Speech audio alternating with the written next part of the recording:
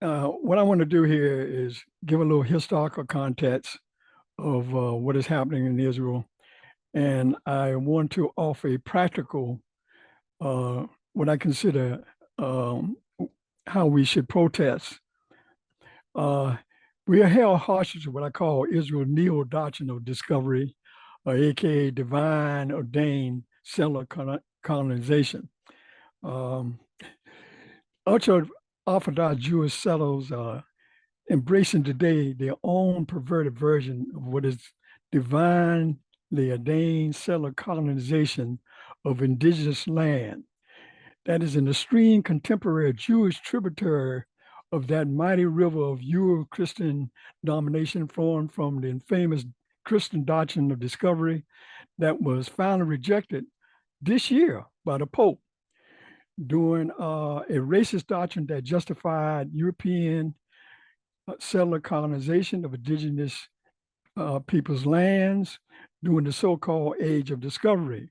The Age of Discovery, or the Age of Exploration, was part of the early modern period and largely overlapped with what we call the Age of Sail, was a period from approximately the 15th century to the 17th century, during which seafarers from a number of European countries explored, colonized, and conquered regions across the globe.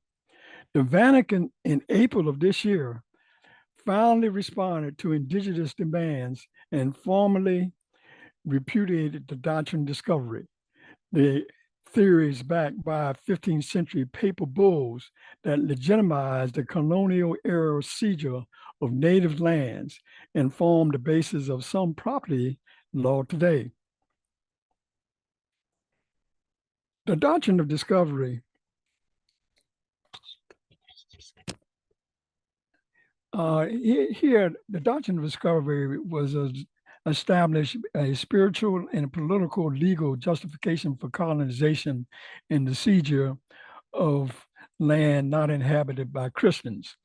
Um, Here, the two series of papal bulls that was issued by the Pope that affected this doctrine. In 18 June of 1452, Pope Nicholas V issues papal bull the verses. In 15 January 1455, Pope Nicholas V issues papal bull Romanus Pontifex. In May of 1493, Pope Alexander VI issues papal bull Intra Caetera, which had the greatest effect.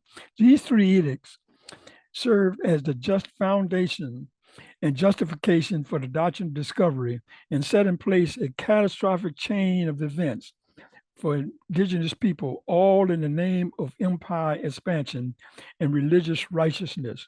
The doctrine of discovery originated in papal bulls, which authorized various European powers to conquer the lands of non-Christians. In 1492, Pope Nicholas V issued the bull domination, which authorized King Alfonso V of Portugal to subjugate the Saracens and pagans and any other non-believers and enemies of Christ and reduce their persons to perpetual servitude, to take their belongings, including land, to convert them to you for your use and your successors. The kings of Portugal, the doctrine of discovery, originated with the Christian church and was based on Christian doctrine, scripture, including the Great Commission, the divine mandate to rule based on Romans 13, and the narrative of a covenantal people justified and taking possession of land as described in the Exodus story. Now, one reason why we have the right wing is so, and the evangelicals are so in support of Israel. This was a survey was taken by, and it says support of the core tenet of the doctrine discovered by party and religious affiliation. That God, the percent who agree with the concept that God intended America to be a new promised land where European Christians could create a society that would be example to the rest of the world.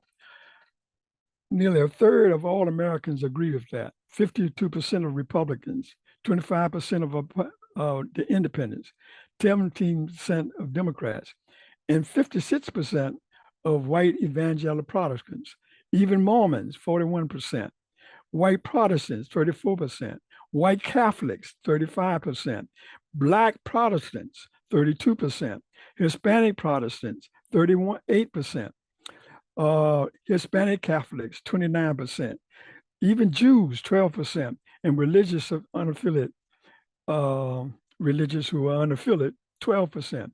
Support for the core tenet of that God intended America to be a new promised land where European Christians could create a society that will be example to the rest of the world. Now, majority of white evangelical American Christians and Republicans that support the core tenet of the Doctrine of Discovery that God intended America to be a new promised land where European Christians could create a society that will be an example to the rest of the world, embrace the Orthodox Jewish settler movement. Compared to white Christians who reject it, white Americans who agree with the core tenet of the Doctrine Discovered are 2.5 times as likely to believe that the impact of American history of slavery and racism on the present is exaggerated, 58% to 23%.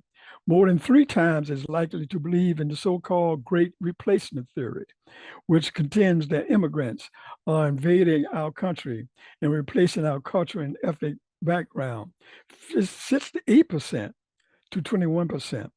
And most disturbingly, whites who embrace the core tenet of the Doctrine of Discovery are nearly 3 times as likely as those who reject it to believe that, quote, true American patriots may have to resort to violence to save our country, close quote, 26% to versus 9%. The source is in the hidden roots of white supremacy. Submit that you Google that. Now, what sets up the basis for what I'm going to refer to as strategic methods for protest? This is a list of international law violations by the State of Israel. The State of Israel has violated many international laws, including United Nations resolutions and the laws of war and occupation as stated in the 4th Geneva Convention. The following slides summarize some of those violations. The slides fact sheet was taken from the Israeli Law Resource Center. The Israeli Law Resource related articles are referred to here, and I won't go through them. You can go through that. I have added a PDF file of this slide, of the slides I'm presenting, in a PDF file of an essay that I wrote on this to the chat. Now, this is a list of, I'm gonna go through a few of the list of international law violation by the State of Israel. But Israel occupation is illegal. The laws are violated, UN Charter Article 2.4 and Section 51 that occurred in 1955, Declaration of Principles of International Law. Israeli actions. It is illegal under international law to acquire land by force. Israel annexed land occupied by force during 1948 and 1865 wars. Lands under these were given by the UN in 1947-48 partition plan. The international law resource article, military action and occupations are legal only if they are for self-defense, no directly benefited to native populations. But studies show Israel is not just defending itself as it develops de facto annexation with its settlements and separation barrier on occupied land, as it takes over most of the occupied territories, now over 70%, in its natural resources for its own use and economic benefit, at the expense of the native population. Now, that's why I say that when we have our protest movement, I think it would be more effective if we focus on protesting those things that are taking place in Israel that violate international law. That would make it difficult for us to claim anti-Semitic evidence. Say, well, wait a minute, our own country and the UN International stated that what we are protesting is in fact in violation of law, our law as well as the international law. Illegal settlements on occupied land. Lands law is violated. Geneva Convention 4, Article 49. It is illegal to colonize occupied land or transfer non-indigenous populations to that land. Immediately following the 1967 war, Israel began building Israeli civilian settlements on its Palestinian lands, eventually building over 200 settlements throughout the occupied territories and settling over 450,000 Israeli citizens in them, displacing hundreds and thousands of Palestinian civilians from their own legally owned lands. In addition, Israeli citizens live in hundreds of Israeli settlements on occupied land not originally given to them, and the UN partition plan displacing hundreds of thousands of Palestinians. Illegal to take land by force or claim sovereignty. This is list also in the list of international law violations of the state of Israel. Laws violated. UN Charter, Article 24 in 1955, the Declaration of Principles of International Law Concerning Friendly Relations, Principle 1, 1970. Israeli actions. In violation of the UN partition plan, Israel took in an extra 15% of the land in 1948. And then, following the 1967 war, Israel confiscated East Jerusalem and the Golden Heights.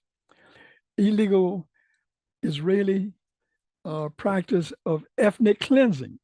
Laws violated, forbidding civilian populations the right to return to their homes following the end of armed conflict, in direct violation of international law and UN resolutions, Geneva Convention, Article 4, Articles 45, 46, and 49, 1949, UN Resolution 1943, General Assembly in 1948, and 47, the Security Council 1967.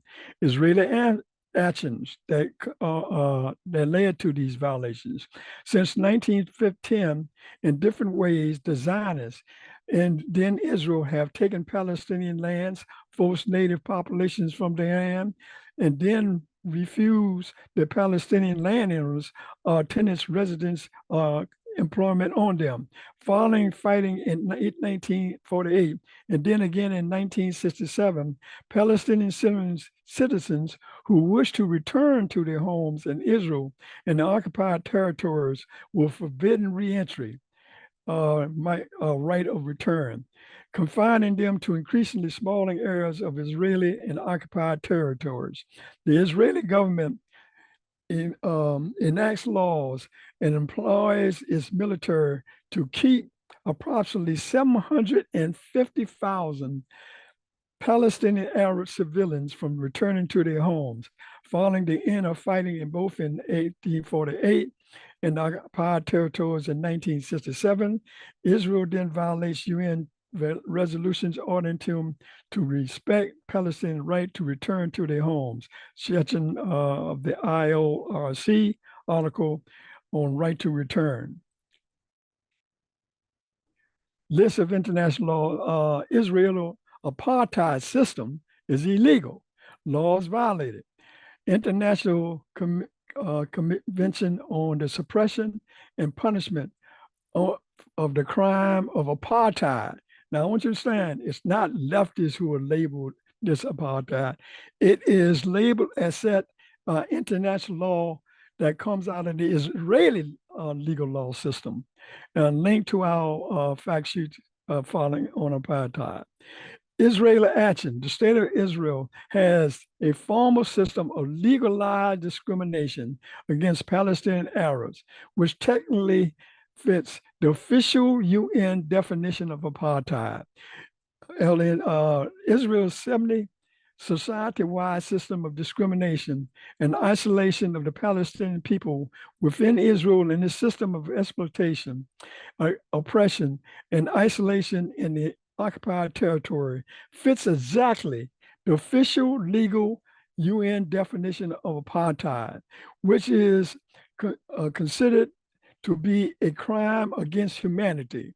The practice of passing laws which give special favor throughout Israel society to the Jewish people over all other people, and especially the native Palestinian Arab people, established the UN definition of apartheid, which is given special favor to one group of people above all other groups based on criteria which what religion they are, such as what religion they are.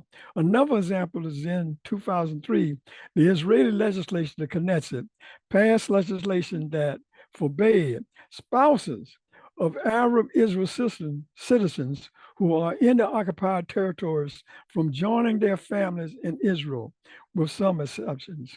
The reason for this legislation is to help maintain the Jewish demographic majority family unification.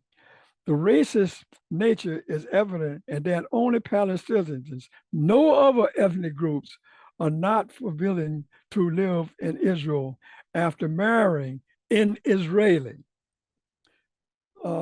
General article, Amnesty International argues that this law violates fundamental principles of equity, human dignity, and personal freedom enshrined in basic law, as well as the rights of the child to live with both parents and other fundamental rights enshrined in human rights treaties, in which Israel is the signing an article of Israeli apartheid. The problem with the leftist and progressive protest movement against Israel is that with the focus on only we should not be arming them, we should use the opportunities to educate the public to the fact of what is Israel is doing that is illegal in international law and our law. Massive violations of human rights. Laws violated, UN Charter, Article 1, 1945, Declaration of Principles of International Law Concerning Friendly Relations, Principle 5, 1970, Israeli actions, studies by UN and international human rights organizations have found that Israel violates the human rights of Palestinian people in a massive scale, including torture, imprisonment without charges or trial, land confiscation, harassment of checkpoints, unwanted civilian shootings, not punishing Israeli settlers' crimes against Palestinians, unwarranted disruption of medical care, commerce, employment, free movement, and destruction of public and private property, family separation, etc. Collective punishment is illegal. Laws violated. Geneva Convention, Article 4 and 33, 1949 Geneva Conventions. Israeli actions. In response to the Arab rebellion, the Israeli military takes massive action against the entire Palestinian communities. For example, destroying entire neighborhoods of homes, confiscating communal farmlands, bulldozing homes, blocking off certain areas, are not allowing citizens, populations to leave their homes for excessive periods of time. This is called collective punishment because of it punishes an entire population, entire communities for the actions of a few. Illegal, massive transformation of local laws. Laws violated, Hague Regulations 4, Article 43, 1907.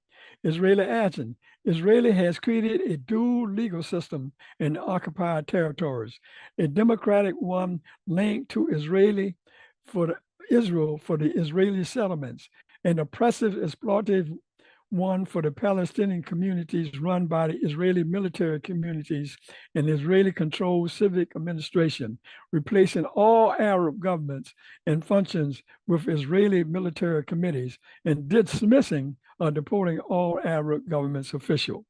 Violations of UN Security Council resolutions. Let me repeat that. Violations of UN Security Council resolutions. Law violated. Israel has violated 28 resolutions of the United Nations Security Council, which are legally binding on member nations. UN Charter, Article 25. I won't list them all here, but there are a whole history of violations of those lines. Actions Israel has violated. Now, this is a sketch of occupied land in Israel settlements in the West Bank and Gaza Strip. And the dark green, Palestine has Palestinian civilian control. But look at all the purple that Israel in civilian control. And what I have is citizens. Now, here's an action item I recommend. George Washington University student actors, when they had their protests, they had what they call a liberation zone. And they were in campus protesting Israel war on Gaza. I say they should be repurposed as an activist model to liberate illegal Israeli occupation zones.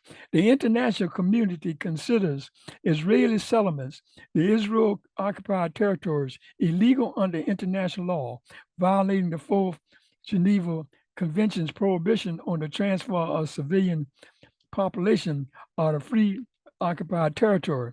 Each encampment at GWUs, if they have such a liberation zone in the future, I submit that they do this. They should adopt the name of an illegal Israeli settlement and declare it will dismantle as a campus protest encampment upon verification of their sister dismantle that they have adopted and as a legal camp in their liberation zone, and may adopt from the following cities. Now, let's hear a series of Israeli settlements that are deemed illegal under international law and under U.S. law that have populations over 5,000. The game here is that when these universities, if they start a protest movement starting up, that they set up liberation zones and adopt, and that they each learn about an illegal settlement, the history of that illegal settlement, went behind that settlement, and say that I will dismantle this settlement, which is a protest against the illegal settlement when my sister settlement is abolished in Israel. So that's one action item. Now, this map shows, and this alarm, I want you to understand, the administration under Obama saw this and he was alarmed by this. Notice how the left bank, how fractured it is by these settlements. And these settlements are particularly made in order to make it virtually impossible to have a two-state solution. And that is why we should focus our protests on those settlements. The UN Human Rights Office has reported on several American companies. This is how we should focus our protests on companies that have been involved in activities related to Israeli settlements in the West Bank that include Airbomb, Booking.com, Expedia.com, the Expedia Group, Motorola Solution. These companies are among 112 business entities that the UN Human Rights Office has concluded had reasonable grounds to be involved, activities related to illegal settlements. The activities include supplying equipment and materials facilitating the construction and expansion of settlements in Israel's West Bank area, applying equipment for the demolition of housing and property and surfaces and utilities, supporting the maintenance and existence of settlements, including transport, banking, and financial operations, helping develop and maintain settlements and activities.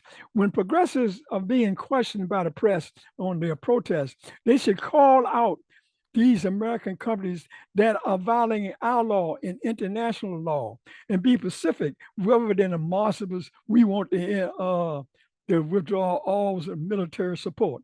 That ain't going nowhere. Be specific and also put you on side that you want to violate. Say, here are the companies that the UN and our companies in America that are violating laws and supporting these illegal settlements. And say, that is what I mean. Now, what you gonna say about it? Here's an action item. This is my specific action item that I should believe should be prioritized by left-wing organizations and put out there as a proposal. My proposal: one hostage release for every dismantling of a West Bank Israeli settlement that has been advised by the International Court of Justice to be unlawful. Now, this will position Israel of having to take the political, untenable position of demonstrating the value of maintaining an illegal settlement over the value of the release of an innocent hostage. This will position Hamas of having to take the political, untenable position of demonstrating their value in retaining an innocent hostage over the value of the repatriation of Palestinian territory. Rejection of such a proposal will expose the political corruptive values of those who say they are involved in negotiation to resolve it. So our position that will be unique for, I think the Green Party should take this, popularize it. We submit that we should offer to dismantle an illegal settlement under UN law, under international law, and under US law for the release of a hostage.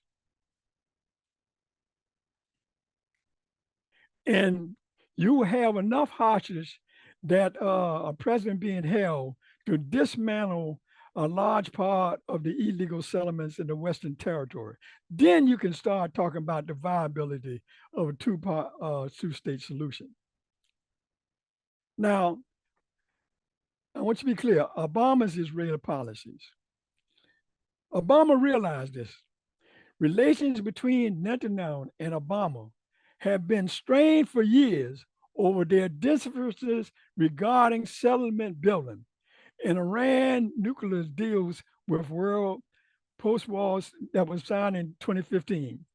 Ties determined to be a new low point in Washington did not exercise when Obama did not exercise his veto to stop a UN Security Council resolution that demanded the end to Israeli settlement building, prompting harsh criticism from the North. So this stopped this nonsense that there ain't no difference between Obama or the Trump administration and how they would treat Israel. Now, United States nation, in a striking rupture with past, the United States allowed the UN Security Council to condemn Israeli settlements on the West Bank and Jerusalem as a flagrant violation of international law. That was done on Obama's Israeli policies. And we should keep that in mind when we're thinking about this present election. In doing so, the ongoing Obama administration brushed aside Donald Trump's demands that the U.S. exercise its veto and provided a climate to years of icy relations with Israeli leadership. The right-wing Netanyahu government has accused the Obama administration of being obsessed with settlements and not recognizing what he called the nets of the nexus of the conflict, Palestinian opposition to Jewish state boundaries. Trump denounced the Obama administration's Israeli policy and vowed to move the U.S. embassy from Tel Aviv to Jerusalem. And one of his first executive actions was to rescind these Obama Israeli policies. Just a note, the vice president at that time was Now I'm not going to get go go over this whole thing, but separation burial is also uh, rule and legal. Actually, I have included a PDF file of the slides, so go for that and read this at your leisure. And here's my footnote. Acceptance of the Jewish right to exist does not include endorsement of state-sponsored support of ultra-right, ultra-nationalist, divine ordained settler colonization. There is no place in our time for reprised doctrine of discovery, a divine ordained settler colonization of non-believers, be it of Christian, Jewish, or Islamic origin. God is not a real estate agent for only the faithful. The doctrine of discovery is a legal and religious doctrine that has been used for centuries to justify Christian colonial conquest. It advanced the idea that European peoples, culture, and religion were superior to all others. The racist race to possess the goods proceeded in a class struggle over the resultant loot. This is what purist radical white progressives have never grasped and why they have been the bane of the victims of suppressive Eurocentric settler colonization since time immemorial. It is why some of us have not understood the nature of indigenous communal relationship with nature versus the survival of the fittest relationship with natural resources is at the core of an ever-evolving state of human suffering and environmental disaster. This is why many progressives cannot understand that the perceived existential threat to the hierarchical survival of the fittest is the core of the conflict over our natural resources, which aligns with a fear of the laws of racial status in an ever evolving multiracial democracy. Now, that is the greatest fear in Israel. When you talk about from the from the ocean to the sea, the majority population that makes up the West Bank, if you include the West Bank and those of Israel, are non-Jewish. That's why they will never accept a single state solution because they will be in the minority. As a matter of fact, look at the difficulty we have in this country accepting a multiracial democracy. But that is what we have to fight for. That's what progressives have to be fighting for. And we must be strategic how we protest. Again, simple. We submit that we should offer, America should make the first offer to dismantle a Jewish settlement that includes a population that is over 7,000 or 10,000 at least for the change of one hostage. That's my proposal. And now, before we begin a question and answer, I'd like to turn it over to David Schwartzman, who would, for at least 5 minutes. Thank you so much, Asa. That was really a wonderful presentation. You were very comprehensive, and I think the viewers and those who will follow up in the archive will be a valuable resource to our struggle. I want to mention two books first. One directly related to this subject is Ilan Pappé, Pappe, The Ethnic Cleansing of Palestine. He is an Israeli scholar who's now in the University of Exeter, and he has documentation on how this ethnic cleansing was planned and carried out by the Zionists from 48, 49 and continuing. And he has recent interviews and so on that are very valuable. Secondly, you mentioned the origin of white supremacy in the U.S., and I would point to Theodore Allen's book, The Invention of the White Race, which deals with the origin of white supremacy stemming from the Bacon's Rebellion in 1676 to 77, and how the suppression of this African, English, Scottish indentured laborers, the suppression led to the invention of the white race. I won't say more about that. But on the issue of the U.S. law, you really covered the international law very well. I learned from the Veterans for Peace that there is a U.S. law on the books, I think passed in the 1970s, Yes, which requires the termination of yes. aid to any country who has nuclear weapons, like Israel does, and has not signed the Nuclear Non-Proliferation Treaty. So it's actually required by U.S. law. The fact is that the U.S. Will not issue an official acknowledgement that Israel has nuclear weapons, which everyone knows it does. Even the Washington Post wrote about that. Excuse me.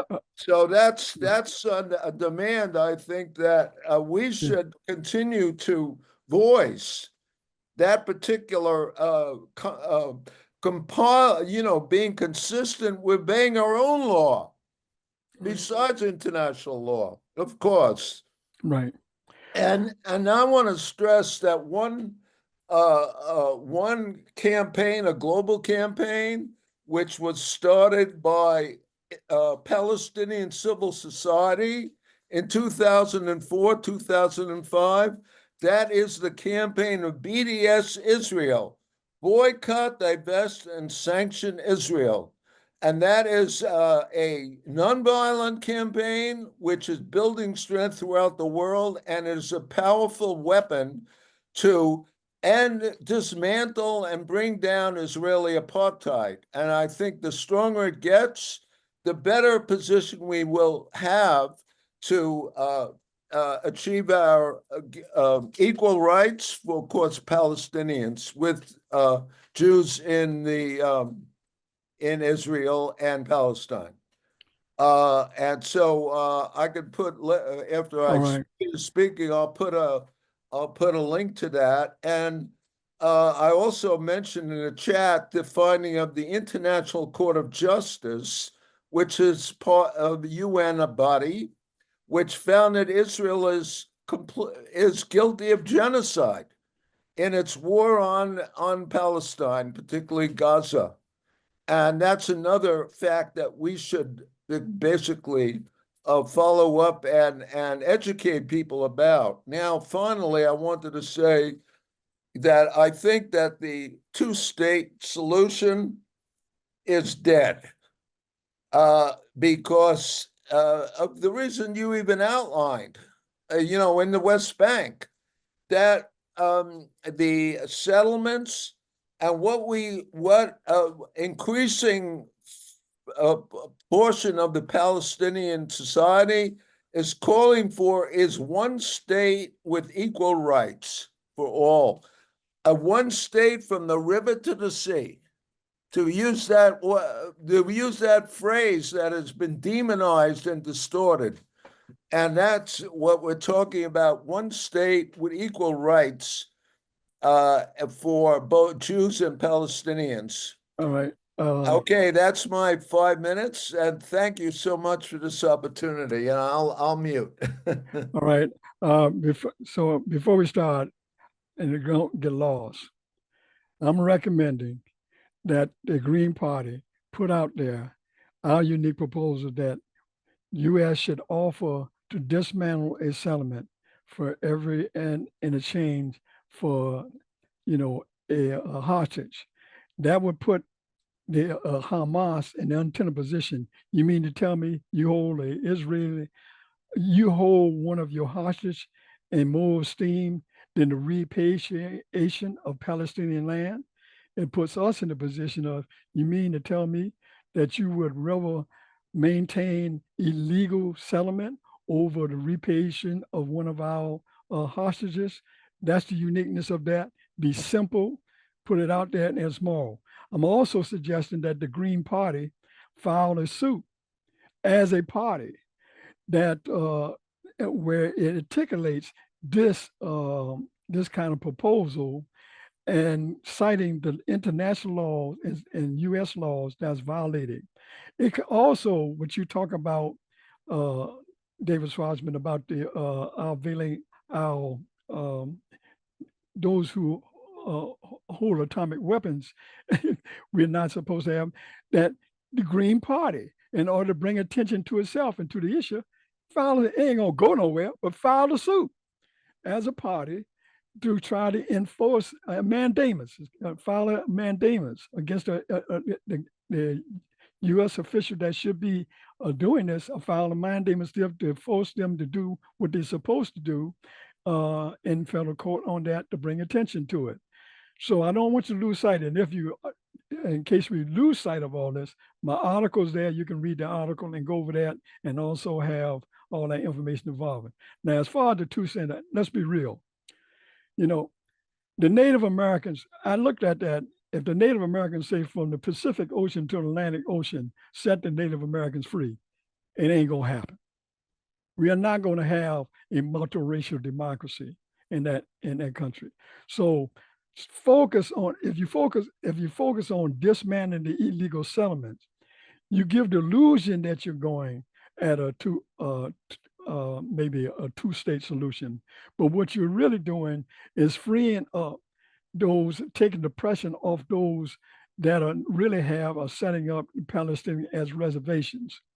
If you just go from the 1-state solution, it ain't gonna go nowhere, because no European societies are going to accept a multiracial democracy. That's the problem we're having in our own country. We ain't accepting one. We're about to have a revolution over the evolving of a multiracial democracy, a true multiracial democracy in this country. So no way is Israel going to accept a system where they are in the minority. If you have just universal aid, they are in the minority in that territory. And that means that they will be subjected to non-European Ashkenazi settlements in those lands. It ain't gonna happen. So attack what is illegal, what we know is illegal, and then you put out the groundwork for that. That's all I have to say. Open up for questions or suggestions.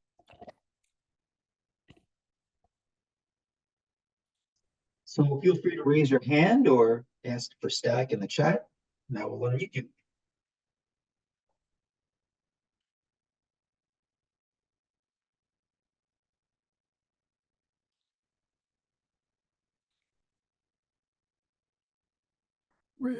Where is there anyone on here that has this to the can has access to maybe draft a revolution, to maybe even propose. First, I want if you're here, to read the article, simulate that article out, and see if we can get any interest in this idea of a change in a settlement of change for hostage. I think that, look, think about it.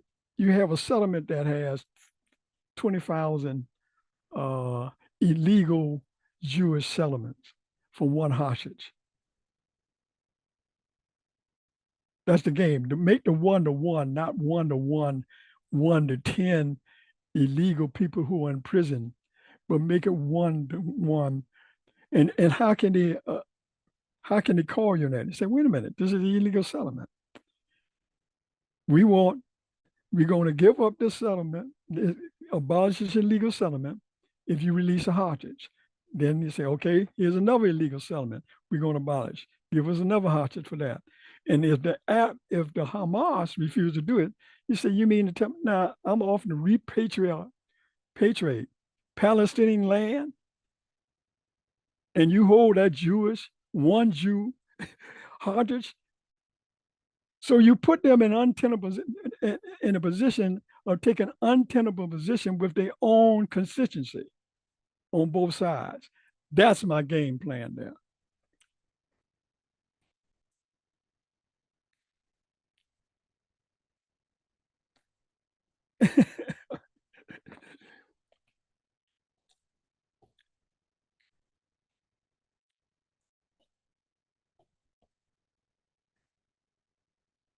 and also, well, said focus on those companies. The UN has identified American companies that are involved in supporting Israeli settlements. I think that it may be more fruitful if progressives who are protesting this rule familiarize themselves with the American companies that have been involved in these illegal settlements, and so they can call it out by name. They can call it out by name when they are issuing their protests. I think you're trying to say something. Yeah. Thank you, Margaret Elizabeth is requesting to speak. Can you unmute yourself? Hello. Thank you for this fantastic presentation. I think that one of the points you've made, which often goes uncommented on or even unacknowledged in the general zeitgeist, is the fact that this is a white evangelical Protestant effort. Yes, yeah. I mean, it's so obscured in the general sense, right? Like, it doesn't seem like it is, but that's exactly it. It's and this is really, it's important to understand too, because the idea behind this is they're trying to accelerate to Armageddon, which they think is this final conflict, which has to be like in this special place. And and to be fair, if any of you have had an opportunity to talk to people who are religious zealots, you can find them to be extraordinarily difficult to reason with, because reason is not what they're operating on. They operate based on faith. And when you have ordained settlers. And faith arguments are hard to make. Even people who profess to be Christians, confronted with things like helping your neighbor, especially when that neighbor is poor, will throw their hands up and say, oh, that's not what Jesus meant, this sort of thing. So like, how do you even confront that?